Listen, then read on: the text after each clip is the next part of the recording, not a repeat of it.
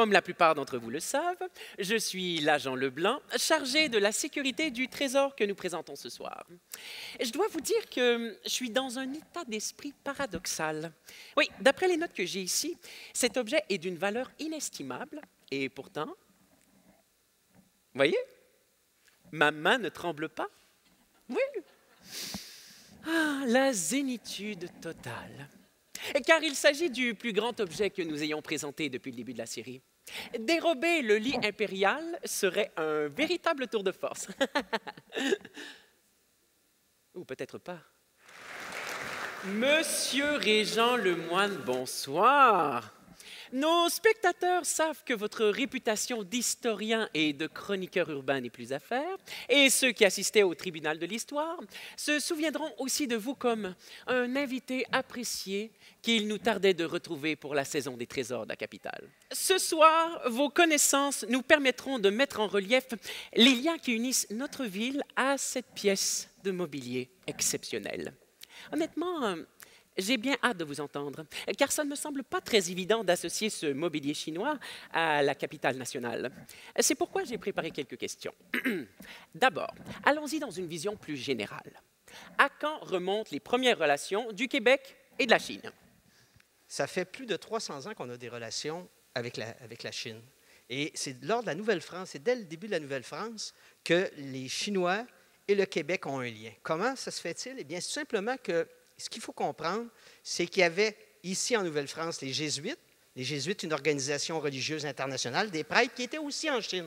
Parce qu'en Chine, on sait que le premier jésuite, Matteo Ricci, arrive à la fin du 17e siècle. Et les Jésuites étant une organisation internationale qui partage de l'information, eh bien, il y a eu des relations des Jésuites, par exemple, qui avaient ici, ils ont travaillé au niveau des naturalistes, ils ont trouvé du ginseng. Et les Chinois avaient besoin de ginseng. Donc, aussi surprenant, et j'ai appris ça dans un livre très intéressant qui s'appelle « Le lys et le lotus » de Serge Granger, que je vous donne comme référence, qui fait les liens entre le Québec et la Chine. Dès 1752, on exportait du ginseng en Chine pour 100 000 $ qui, rendu en Chine, valait 1 million.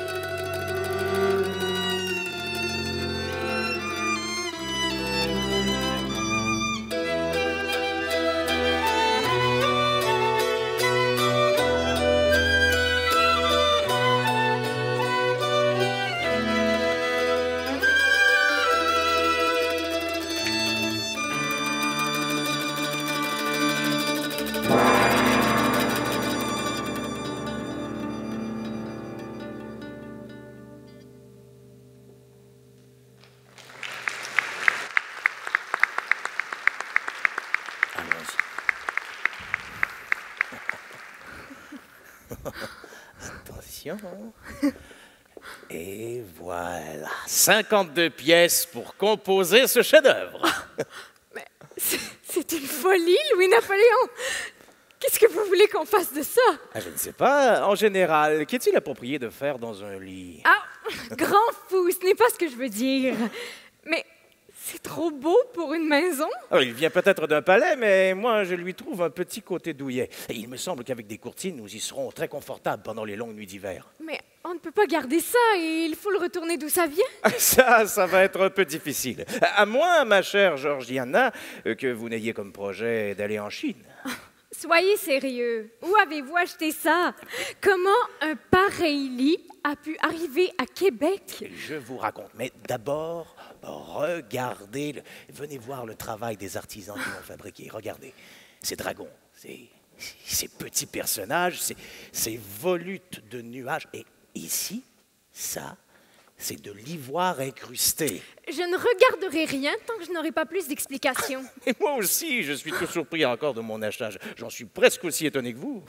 Comptez toujours. Bon, alors voilà. Le propriétaire de ce meuble est décédé sur le navire qui l'amenait de Grande-Bretagne à Québec.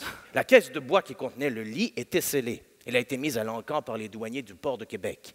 Et les inscriptions sur la caisse l'associaient à la fameuse Chine impériale. Ah, attendez, vous êtes en train de me dire que vous avez acheté la caisse sans en connaître le contenu? Pourquoi s'apesantir des détails? Monsieur le moine, nous venons d'entrevoir une scène où le lit, venu de l'Empire du Milieu, faisait son entrée dans l'Empire britannique. Parlez-nous un peu de ce Louis-Napoléon La Rochelle. Oui, avec plaisir. Peut-être que la première chose que je dirais qui me fascine un peu avec ce lit, c'est qu'il est arrivé ici, en principe, en 1881. Et les 2 premiers Chinois recensés à Québec sont de 1891. Donc, le lit est arrivé avant les Chinois. Les Chinois arrivent après. 1881, c'est à peu près la seule chose qu'on sait de ce lit-là. On sait qu'il vient de Grande-Bretagne. Il y a plusieurs questions qu'on peut se poser. Comment il est arrivé à Québec? Quel était le destinataire? Pourquoi il a été vendu? On sait que celui qui l'a acheté, ça c'est officiel, c'est M. La Rochelle, qui était, dans le fond, un politicien, un homme d'affaires du comté de Dorchester. Il a été, dans les années 1860, il était maire de Saint-Anselme. Par la suite, il a représenté le comté de Dorchester à l'Assemblée législative pendant quelques mandats comme conservateur, comme député conservateur. Et il va finir au Conseil législatif dans les années où il va acheter ce fameux lit-là. Donc, c'est lui qui est le premier propriétaire de ce lit, qui, semble-t-il, par la suite, va circuler avec de nombreuses propriétés. Mais il y a un aura de mystère autour de ce lit-là par rapport, justement, la seule chose qu'on sait, on sait qu'il vient de Grande-Bretagne. Ce qu'il faut dire, c'est que l'essentiel du quartier chinois à Québec se trouvait sur la rue Saint-Vallier, avec le Chop Suey Canton House ou le restaurant Tipin. Donc, il y avait toute une série de restaurants parce que, dans un premier temps, les Chinois vont faire dans la buanderie. On se spécialise dans la buanderie. Par la suite, quand ils ramassent des sous, ils vont se ramasser dans la restauration. Donc, on va ouvrir, par exemple, dans les années 50-60, il y a au moins une trentaine de restaurants chinois à Québec.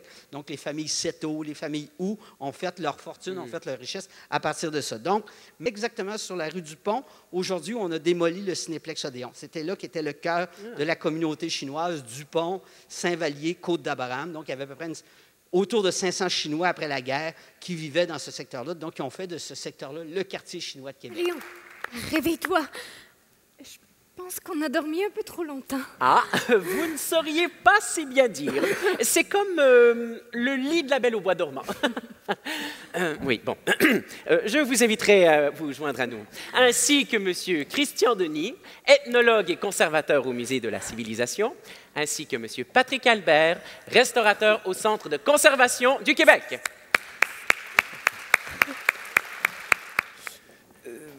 Messieurs, ce lit, c'est mon lit. Enfin, c'est notre lit. Mais je voudrais savoir comment il s'est retrouvé ici, avec nous dedans. L'histoire ne pourrait se résumer en quelques mots. Oui, mais M. Christian Denis, qui, en tant que conservateur à la charge de cet objet, va justement nous renseigner sur ce point, n'est-ce pas? N'est-ce pas? Oui, M. Leblanc. Merci. Et sénateur La Rochelle, Madame La Rochelle, je ne sais pas comment vous êtes retrouvés ici, mais le lit, ça, je peux l'expliquer, effectivement. Alors, comme l'a brillamment exposé M. Lemoine, tout le parcours du lit, alors son arrivée en 1881 et par la suite ses propriétaires successifs, parce qu'il faut se rappeler, vous êtes décédé en 1888. Votre épouse est décédée en 1897. Alors, juste pour remettre les choses en perspective, et par la suite, il y a eu M. Laplante, M. Gingras, M. Charpol et M. le colonel Stanton, qui en a été le dernier propriétaire et qui l'a remis en 1935 au père Lavoie, au père Louis-Joseph Lavoie, qui était le responsable, le conservateur en chef du Musée chinois de Québec. Et si j'ai bien lu, c'est M. Patrick Albert qui en prit la livraison en 1990. Oui. Monsieur Albert, j'aimerais que vous nous parliez un peu de ce moment, s'il vous plaît. Bien, pour moi, en tant que jeune restaurateur, ça a été un moment particulièrement excitant, mais aussi intriguant et je dirais même intimidant à certains égards. Quand on m'a invité à participer au démontage du lit et à son transport, j'ai d'abord cherché à m'informer un petit peu qu'est-ce que c'était un lit chinois à baldaquin. Donc, dans la littérature, on trouve quelques exemples. J'en ai trouvé quelques-uns, donc des choses parfois belles, mais quand même assez simples, parfois un peu plus compliqué, mais j'en ai même trouvé un exemple quand même assez élaboré. Mais quand je me suis retrouvé chez les Pères jésuites à Montréal, j'ai d'abord été coincé dans le corridor pendant quelques minutes sans pouvoir approcher du lit. Et là, j'observais, je m'étirais le cou un peu et puis j'essayais de voir plus en détail. Et ça a pris quand même quelques minutes avant que je puisse m'approcher et vraiment constater l'ampleur du travail que ce lit représente et surtout la beauté de toutes les sculptures et des ouvrages qui sont sur ce meuble-là. C'est vraiment une pièce exceptionnelle. Et moi, en tant que jeune restaurateur, je n'en avais pas encore vu d'un tel calibre. Je vous souhaite un bon été et vous pouvez aller vous abonner, bien sûr, et revenir ensuite pour voir le lit sans aucun problème. Bon été à tous, bonne fin de soirée.